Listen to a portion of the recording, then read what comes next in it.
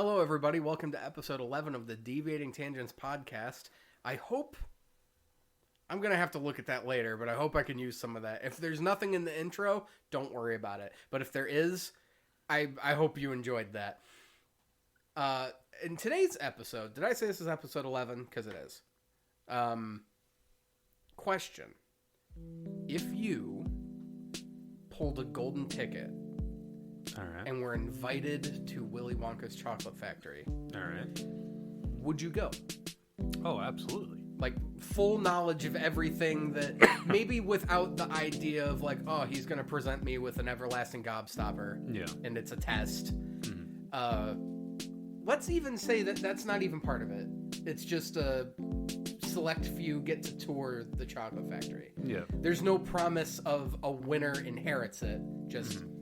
You win a chance to go. Mm-hmm. Absolutely. I mean, especially if we're going by the universe, no one gets to go in, and only the ticket holders, and this is the first time in what, 20, 30 years? Yeah. Yeah, absolutely, I'm going.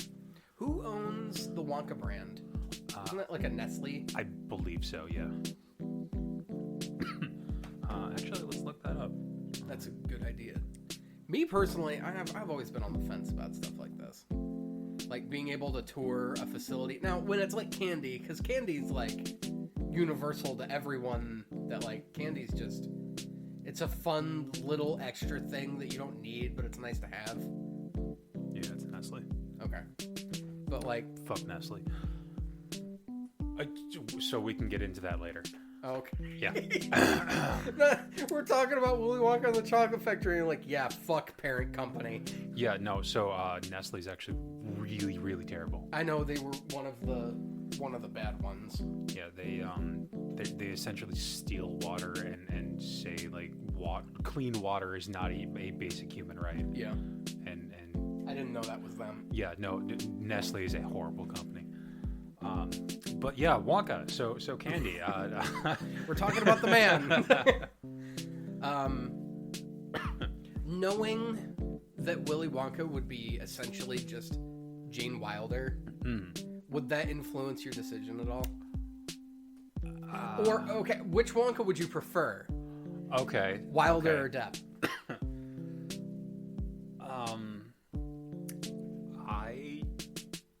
I think both movies have their merits. I think Wilder pulls off the character better. I think he plays a more dynamic individual. Yeah. Which I think that's just easier for Wilder to do versus Depp. Apparently the scene in the beginning when he first walks out of the factory. He falls? Yeah. That was his idea. Yep. And was to essentially make it so people wouldn't know whether or not to believe him. Yeah, throughout the entirety. Yeah, and like he also had like there are lines that could have been very matter of fact that he chose to say very, very certain ways. Yeah. To make you question the actual sanity of the individual. And that's just good. That's good directing. Candy is dandy, but liquor is quicker. Yeah. I don't know. I kind of like you. I understand that like both movies have their merit. I do like the backstory of the Depp Wonka with you know, being the son of a dentist. Yes. But like I believe that the Wilder version is more accurate. The movie Charlie and the Chocolate Factory with the Depp Wonka. Yeah. That's more like based off of the book it comes from. So much so that the book was called Charlie and the Chocolate Factory. Willy Wonka and the Chocolate Factory doesn't make any sense to somebody who read the book. But I have actually not read the book. I've only seen the movies. Specifically, I do like that, like with Gene Wilder's Willy Wonka, they leave like the history of the character shrouded in mystery. Like you see the Oompa Loompas and they're like, who are they and where'd they come from? And he just gives you like, he tells you, but he doesn't show you. Yeah. Your mind is left to like wonder and imagine. But then in the Tim Burton film, they just show you. Yeah. It's like, no, you're missing out on part of what makes storytelling fun. So parts of that, I believe, are due to when the movies were made. Yes. And the tools available to them at the time.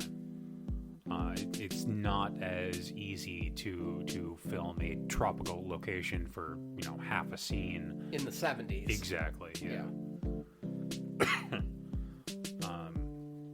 So, fun fact about Willy Wonka and the Chocolate Factory. You're going to talk about OSHA? Yes. So the scene where they go through the Wonka wash, the actors actually got chemical burns. Yeah. And because whatever was in that foam. Yeah, it was a skin irritant. But the production crew didn't break any laws because the laws didn't exist yet. Yeah. There were no protections for workers like that. It didn't exist. Yeah. And it came into existence as a direct result of the movie. And film for a long time, even way before that. If you're going back to like the silent era, with like Charlie Chaplin and like Buster Keaton stunts, a lot of these famous silent movie stunts were able to be done because there wasn't a litigation team to say, no, don't do that, it's dangerous. Exactly, yeah. These stunts were done because nobody told them you can't do that. Exactly. And I think one of my favorite examples, and I'm surprised not a lot of people know this, in the scene of, in The Wizard of Oz, when they are approaching the Emerald City, and they are running through the poppy field, and the witch puts them to sleep. And I think, what's the good fairy's name? Gilda? Something. Belinda? Something. I don't remember. It's been a hot minute since I've seen it. Yeah. She rains snow on them to wake them up. Those were asbestos flakes. Yep. And if you don't know, asbestos is not good for your lungs. It's Do you have mesothelioma? You could be entitled to compensation. We laugh because that's unfortunately part of society that's like entrenched in advertising. Like, I'm curious overseas, because this is an American show, I'm curious overseas how much similar broadcasting is. I grew up all the time watching TV, and there'd be like mesothelioma advertisements with like law offices, and like especially in our area, like the heavy hitters. I think they were specifically they were injury specialty, and so it's like, I'm curious how much of that would or wouldn't be permissible on foreign television. So that's the thing that I don't think anyone talks about. Yeah, shows are different in different countries, different regions, but like, what do commercials look like? Yeah. And not just, oh, hey, we're advertising a product, but like services like that. Yeah. Because I think we talked about this early on, or maybe it was even from one of the failed first recordings, when we had talked about commercials and commercials for medication. Yeah, exactly. It's like, ultimately, it should now you need to have input. Your doctor needs to tell you what medications do. If you need to go on a medication plan for something that you're dealing with, you need to be informed, absolutely. But I don't like the idea that a commercial can tell you if you suffer from these symptoms, you should be on this medication. Which are broad enough to apply to a majority of people. Exactly. So if you experience any of these symptoms, and there's like a list of 12, any one of them, go to your doctor and ask to be put on this. Yeah. Even though that could have nothing to do with what you're feeling. And I think that's a very American thing. I don't think other companies advertise drugs like that. Yeah. Other countries, not companies. It's not too different. Yeah, that's another issue. That was one of my favorite lines in you remember Epic Rap Battles of History? Yes. In 2012, not 2012. Wow. 2012. The presidential election between Obama and Romney was happening, and they did an epic rap battle about it.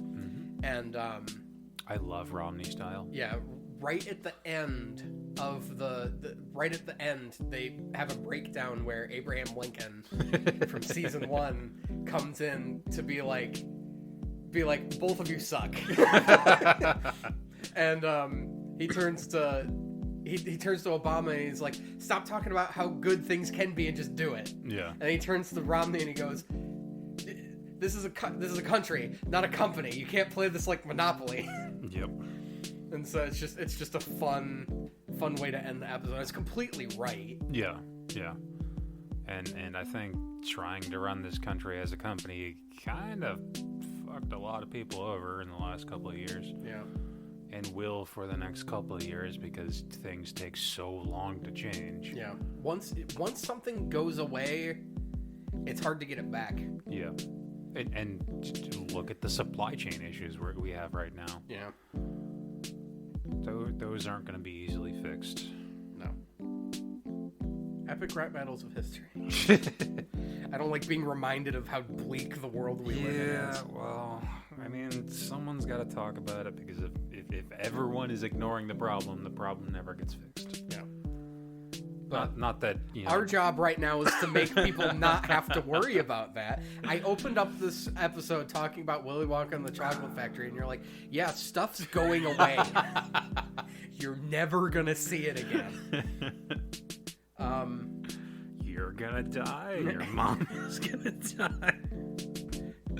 I started watching those over again. They're still really good. Even like the first season of ERB is really good. I think my favorite to this day, I think it's the finale of season 4. It's Stan Lee versus Jim Henson. And it has one of my favorite lines ever in any like rap scenario, like a versus style, like lyrical battle. Stan Lee opens up the verse and he's talking up himself and he's talking down Jim. Mm-hmm. And he says, it's like, I invented the Hulk. I helped with Spider-Man. I helped with the Fantastic Four. I'm practically a superhero in and of myself. And he's like, what did you do? You made weird Muppets and the Fraggles, and you were like, he mentioned Labyrinth and like Dark Crystal. Oh, Labyrinth is such a good movie though. And so he's like, look at what I've done compared to you, because it's a rap battle. Like you're supposed to be, and Lee's an angry old man. Yeah. Or at least portrayed as one. I think Stan Lee was a pretty laid back. Oh yeah, absolutely. And so he's just like this angry, coming out, guns blazing. And so the rebuttal goes over to Jim, and Jim Henson has always been a very laid back dude. Like super, I don't think anyone's ever like really seen him mad. And so he's just like, I'm glad you got that out. That anger can clutter your mind. And so I've got the whole rap memorized, because his first rebuttal is so good that it's the most lyrical poetry I've ever heard. He says, I sense your tension. Once the verbal fencing starts commencing, there's no defense against the dents Jim Henson is dispensing. And I hear that, and every time I get goosebumps, I'm like, that is a masterpiece of wordplay. And it just makes me happy every time I hear it. I have to listen to it every once in a while. And then Walt Disney comes in at the end, and he's like, I bought both of your asses. Bringing it back to how corporations will strangle the life out of individual creators. Yep. Speaking of, Rockstar, Take-Two Games, GTA. Oh, that's right. Yeah. We were talking about this earlier. Yeah. So, was it a collection? It's a trilogy. I think. Trilogy.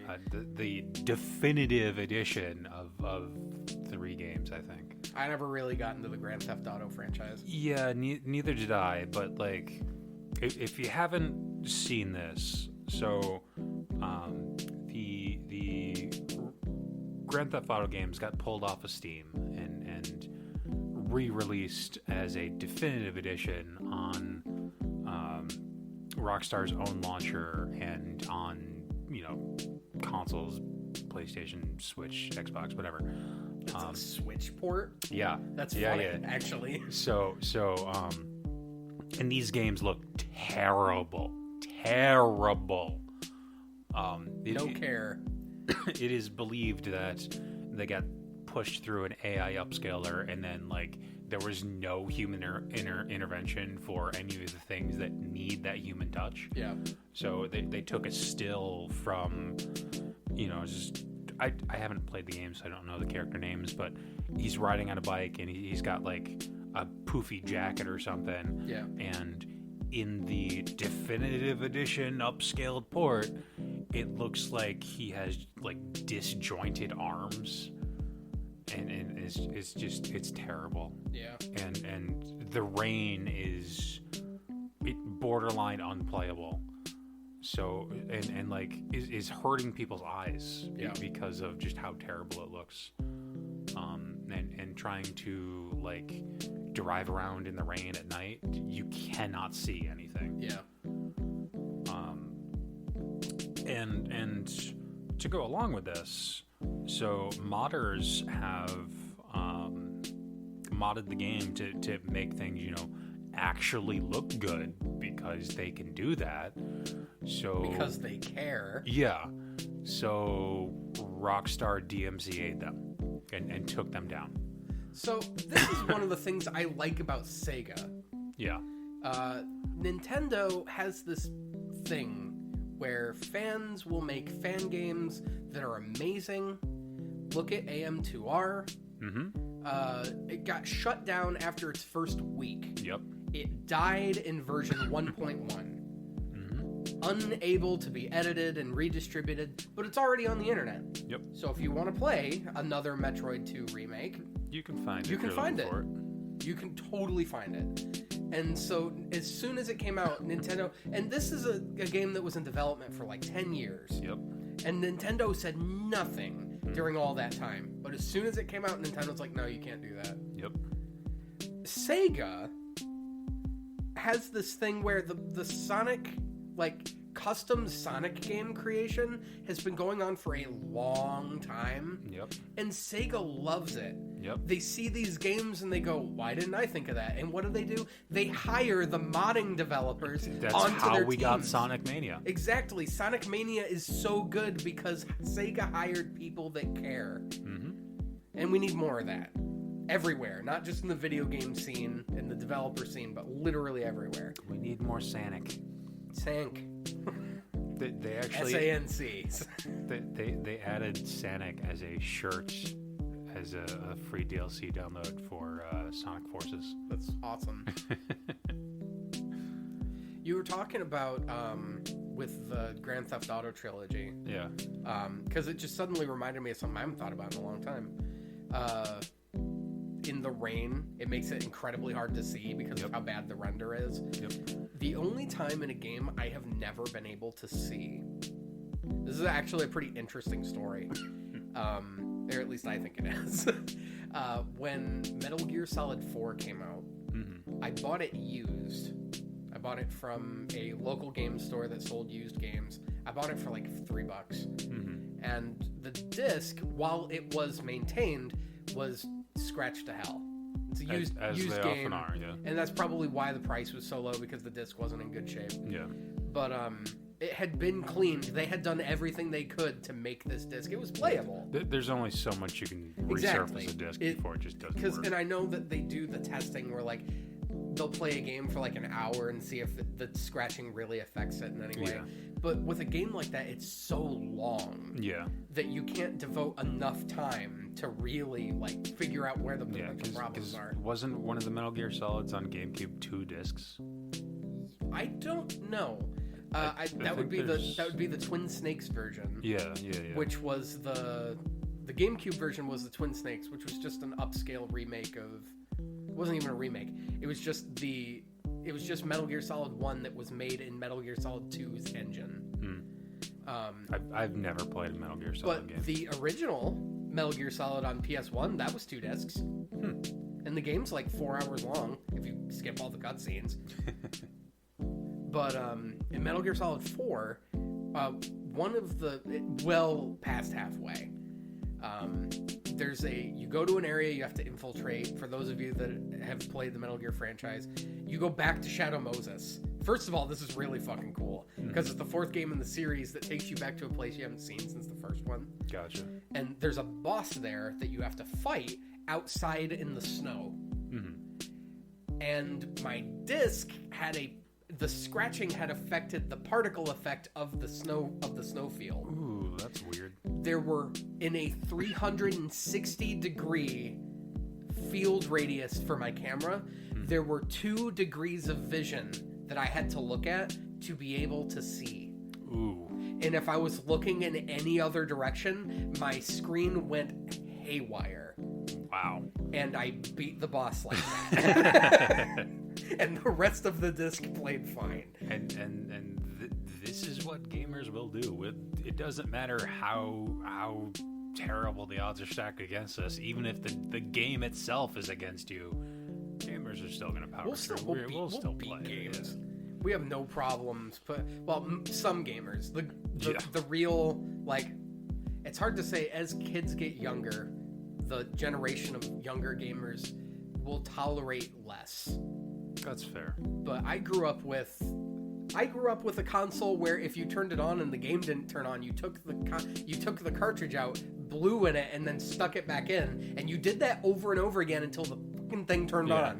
Which, we didn't know at the time was actually contributing to more problems. We knew that it would work eventually. Look, man, blowing in the cartridge works. Yeah, it does. There are the studies that say it does absolutely nothing. It works. So it's the reseating the contacts that's actually doing the things. Blowing on it is adding moisture to the contacts, which is going to contribute to corrosion, which is going to make it more difficult to connect the next time. I understand the science of what you're saying, and I believe you, but I've spent so much time just simply like using Q-tips to like remove dust from the contact points. I've washed them. I've rubbed a bunch of them down with like rubbing alcohol so that's the way to do it. And nothing. It's almost like it needs the saliva as a saline conduit to be able to make the game run.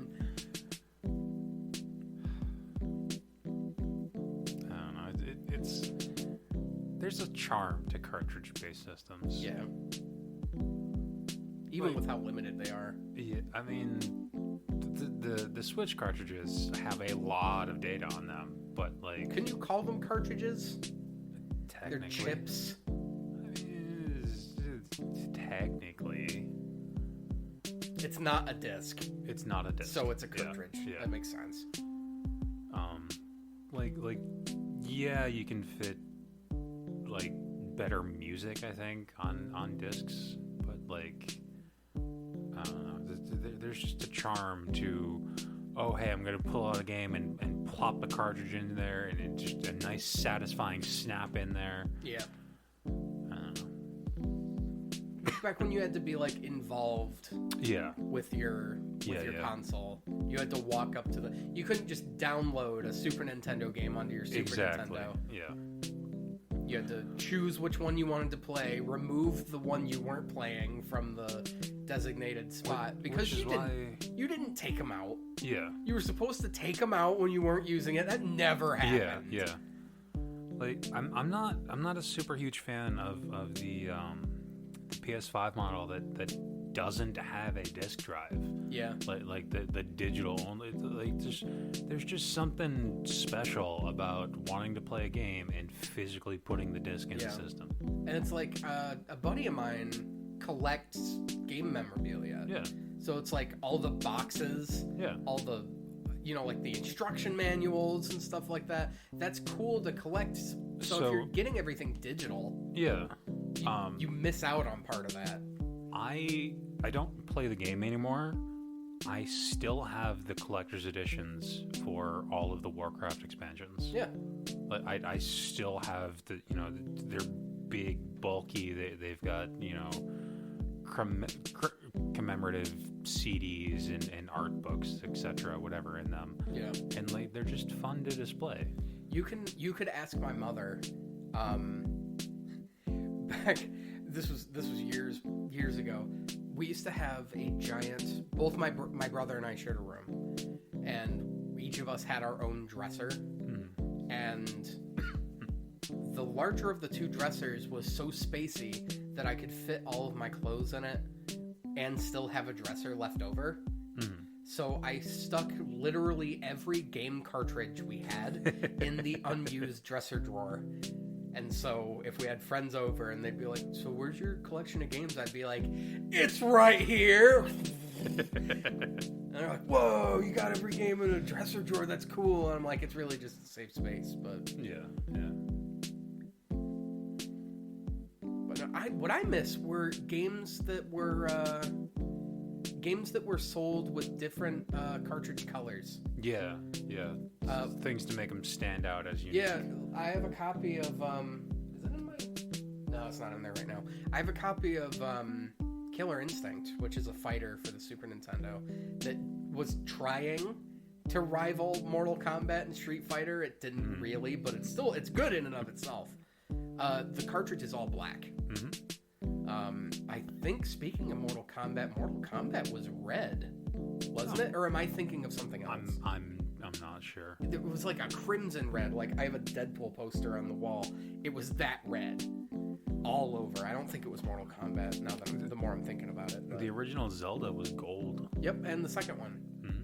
And that was the release state of the game. So if you found a cartridge that was gray, that was the rare one. There were the yeah, that's another thing. So the gold N64 Zelda cartridges.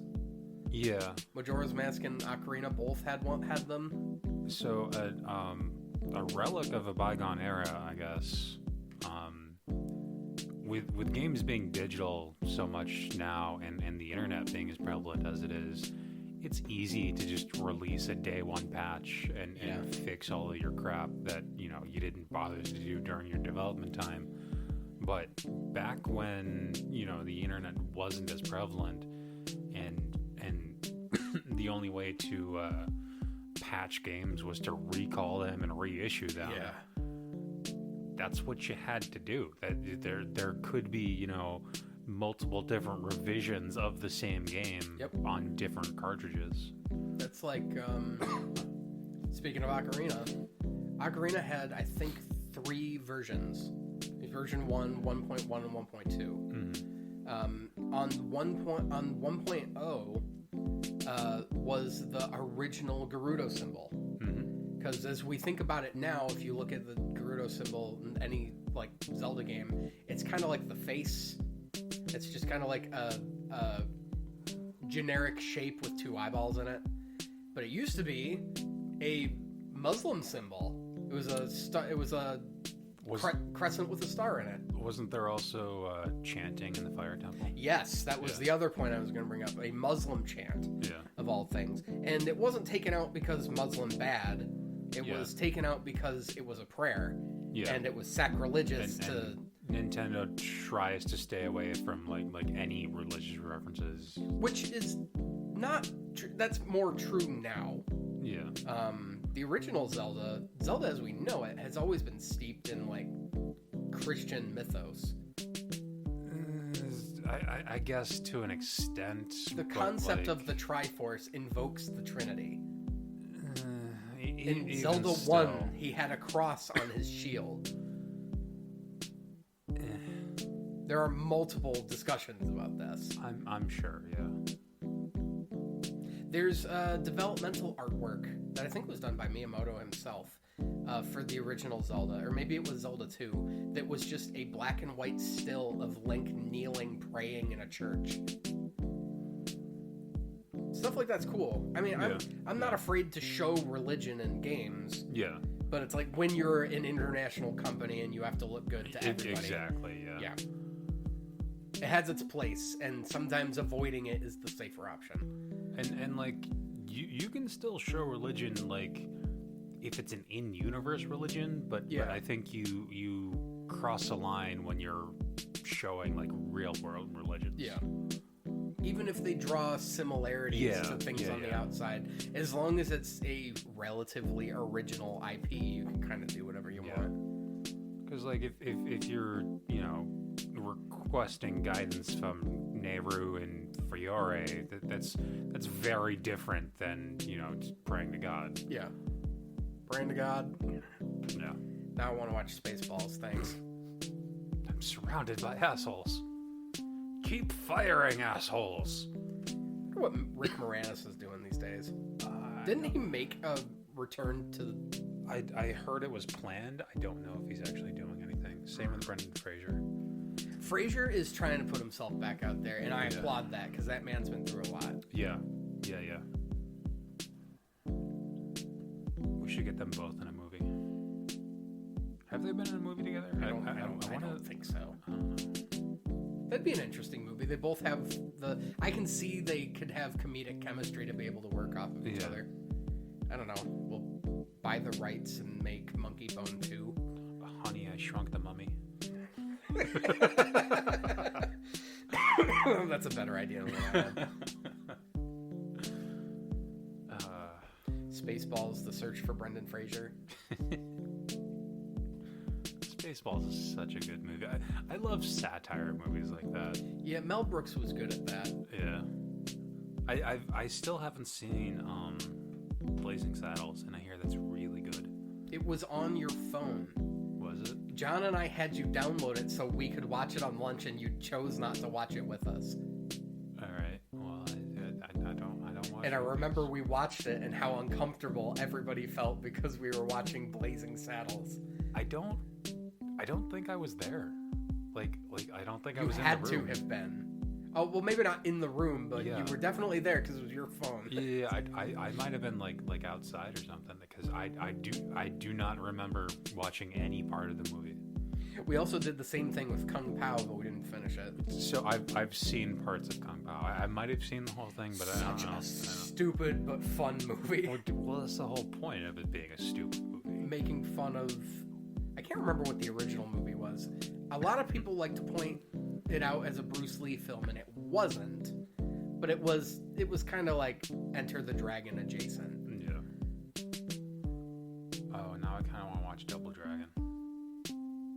That was a bad movie. There was a Double Dragon movie? Yeah. Wow. Remember the Street Fighter movie? Yeah. Yeah. It was a weird time for movies. So Raul Julia, I believe that was his name. I'll look it up. It's either Raul Julia or Raul de Julia. I don't remember. But he was the actor who played M. Bison in the live action Street Fighter film. And Jean-Claude Van Damme was Kyle.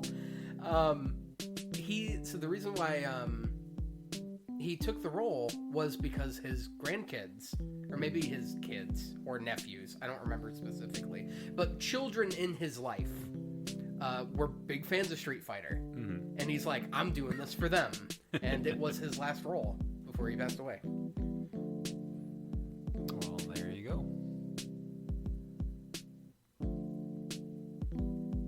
I think if you have, I don't want to say clout, but if you have the means to do something like that, yeah, absolutely do it to make people that you care about happy. Absolutely. It was Raul Julia, I was right. Puerto Rican actor. Apparently a really nice guy. Mm-hmm. You know who also is a nice guy in Hollywood? Who's that? Adam Sandler. I do like Adam Sandler. He's apparently the nicest guy. We've talked about him before and how his movies are polarizing. You either love him or hate him, but like, I got no problem with Adam Sandler.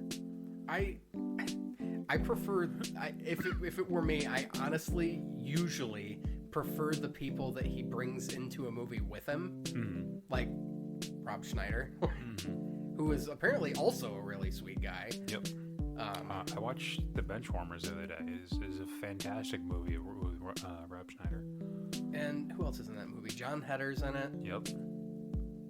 And the one guy who's I love him, but I forget his name. He was also in Rat Race. I want to say Joseph Gordon-Levitt, but that's wrong.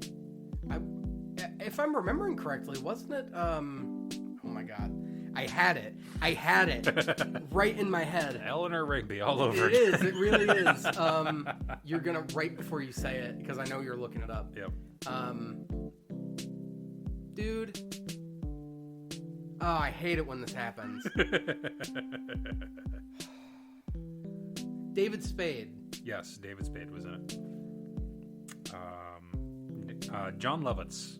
I like John Lovitz. He's funny. Yes. Have you ever seen The Critic?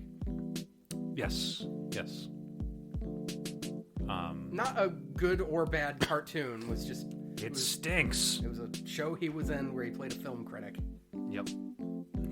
And he had a son that was played by the late Christine Cavanaugh, who went on to be Dexter in Dexter's Lab. Didi, you idiot! I don't think that was ever said. I think you're confusing Dexter with Ren and Stimpy. I mean, maybe. Because you sound like Ren when you say it. Yeah. Stimpy, you idiot! Didi, get out of my laboratory! There you go. Yeah. And then That's all you can say. It's all you can say. That's my mother's favorite episode of that cartoon. And you know what the best part is? It's not even right. Exactly. Omelette du fromage is not cheese omelette. It would be omelette au fromage. Oui. I don't even speak French and I know that. If I'm being honest, though, I think I learned that from a Babish episode. Yeah. Today, we're going to be looking at the omelette du fromage from Dexter's Laboratory. First off, let's clear up some things. It wouldn't be omelette du fromage. It would be omelette au fromage. And that's probably where I learned that. Yeah, I have no doubt that episode started exactly like that. Babish is a good channel. I like watching cooking shows. He's from Rochester, apparently. Yep. Yeah. Which is neat. Just knowing he's relatively close. I mean, realistically, like if we lived in Oregon, where we live currently is closer to New York City. But even where we are, New York City's far. Yeah. I mean, the country is a very large place. You can drive for 3 hours and be nowhere and still be in Texas, whereas that same 3-hour drive across Europe, you've crossed 6 countries. Yeah. I mean, I think 6 hours is one point to the other point of Britain. Something like that. And then 20 minutes by a ferry and you're in France. Is it 20 minutes? I don't remember. English Channel's wide. I'd like to travel someday and see the world that I've been a spectator to. I just want to go to Japan. That too. Not as like a weeb or anything, but like it's a clean, it's a different culture and it's very clean. Yeah. It's very professionally oriented. Very respectful to the individual. Yes. Although apparently a lot of American foreigners get arrested in Japan. I would believe it. For suspected troublemaking. I would believe it. If the culture is so different, then our mannerisms here could be seen as highly offensive over there. Yeah. But even like, I don't know if it goes to this degree, but it's like the concept of jailing somebody because they might do something. Yeah, I don't agree with that. That's just a false... thought police. Yeah, that's just like a false premise. It's like you see flames painted on the side of the car, but not only do they not make the car go faster, it's like are you gonna arrest them, Mr. Police Officer, for driving 41 and a 40 just because they have the flames on their car?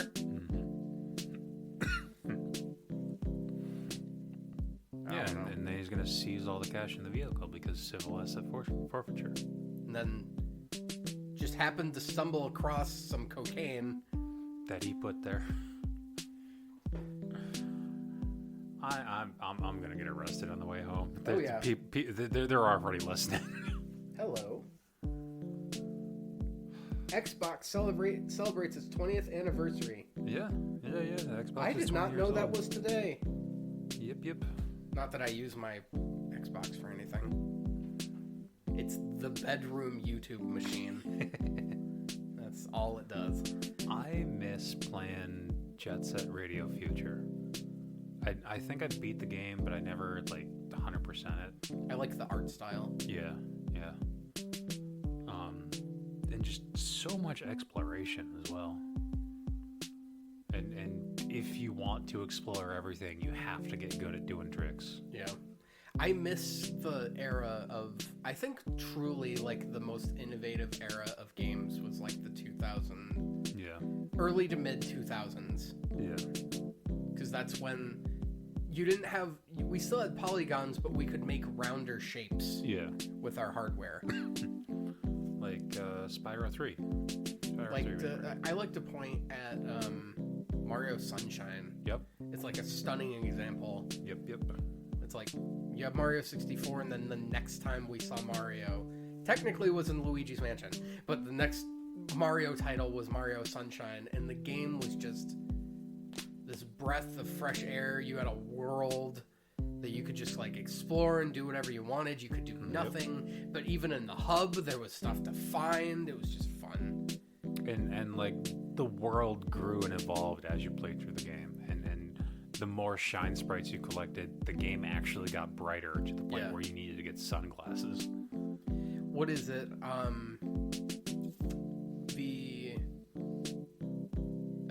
What is it? Brilliant Diamond and Shining Pearl. Yep. Are coming out in a couple days. Yep.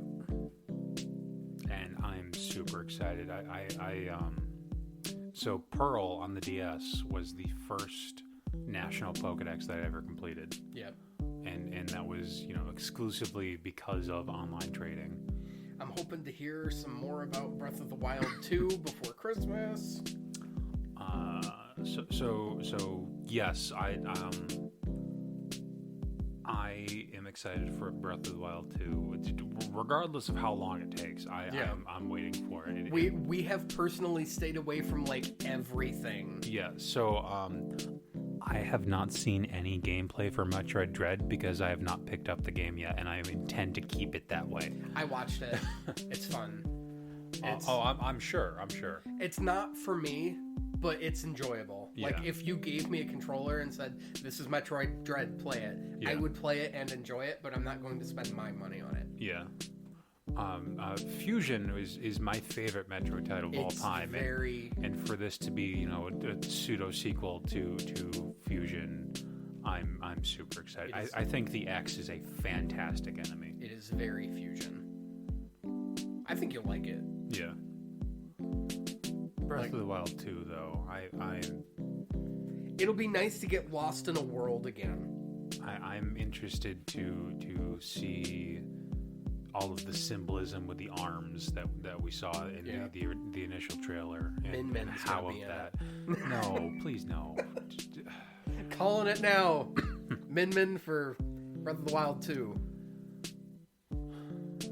I want to see, first off, what happens, and second off, how is, assuming his arm gets special powers or something, how those powers are implemented, what those powers are, I think the etc. most we can speculate at this point is I think the arm is going to become the Sheikah Slate. That makes sense. Yeah. Or take the place of. Yeah. But I don't profess to know anything. I want to know, like how much Ganondorf is going to be involved.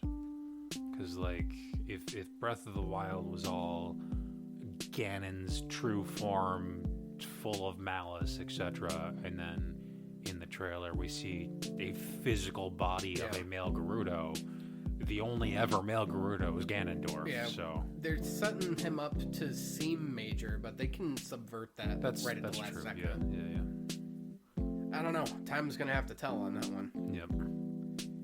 Much like the end of this episode, which has gone a little long, but we were having fun, so yep. All's fair and fun. So, any closing remarks?